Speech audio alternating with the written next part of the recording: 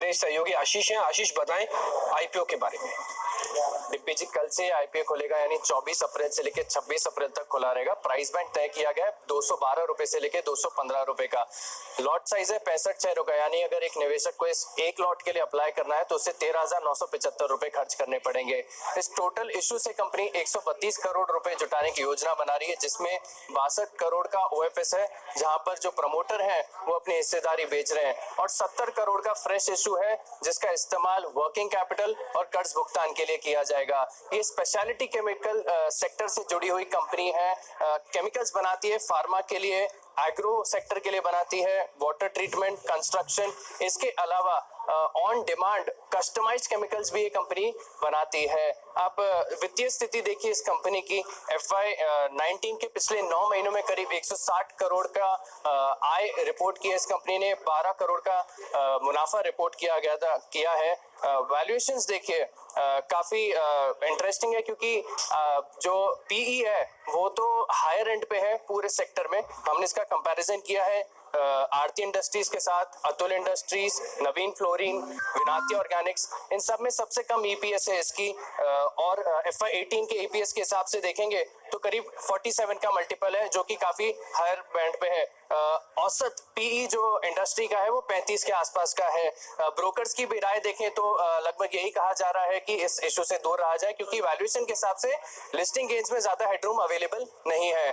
सबसे खास बात अंत में, क्योंकि ये इशू 250 करोड़ से कम का है, इसके लिए इसकी जो लिस्टिंग है वो बीएसई के टी ग्रुप स्टॉक्स में की जाएगी, जिसका मतलब ये है कि ट्रेड टू ट्रेड है, इंट्राडे पॉसिबल नहीं होगा, और जो मूवमेंट है उसमें भी एक फिल्टर लगाया जाएगा।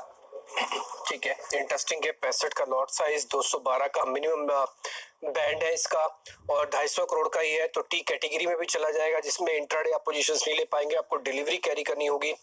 तो सर इसके बारे में जरा आप बताएं, न्यूजन के बारे में। देखिए, छोटा आईपीओ और केमिकल स्पेस की कंपनी है। केमिकल स्पेस पूरी तरह से वो एक सिक्लिकल इंडस्ट्री, मतलब जब चलती है तब चलते, नहीं चलते तो कई साल आपको परेशान करते हैं। तो ये आईपीओ एक छोटी प्राइस का आईपीओ, छोटी साइज का आईपीओ होने की वजह से जाम में रहेगा।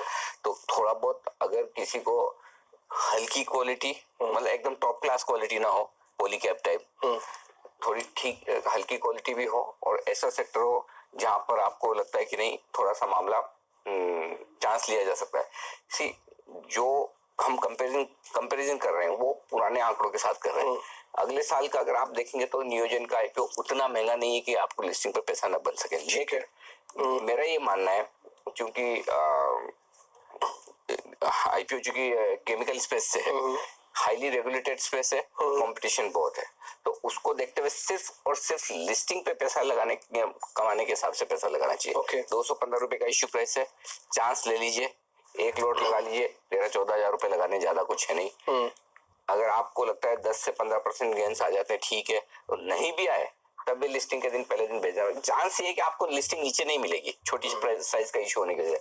तो मेरा ये मानना, हाई रिस्क टेकिंग इन्वेस्टर जिसको रिस्क ज्यादा लेनी है छोटे मुनाफे के लिए और लिस्टिंग के दिन बेच के निकल जाना है, वो पैसा लगा सकते हैं। इन्वेस्टमेंट तो नहीं है, इन्वेस्टमेंट के हिसाब से नहीं, इन्वेस्टमेंट के हिसाब से लिस्टिंग के बाद देखेंगे, प्लस इन्वेस्टमेंट के हिसाब से केमिकल स्पेस में ढेर सारी कंपनियां हो रहे हैं, वहां करेंगे इन्वेस्टमेंट। सिर्फ और सिर्फ लिस्टिंग पर जितना मिले, जो मिले ले लीजिए, उस हिसाब से पैसा लगा लीजिए। ठीक है। इस बीच जो आप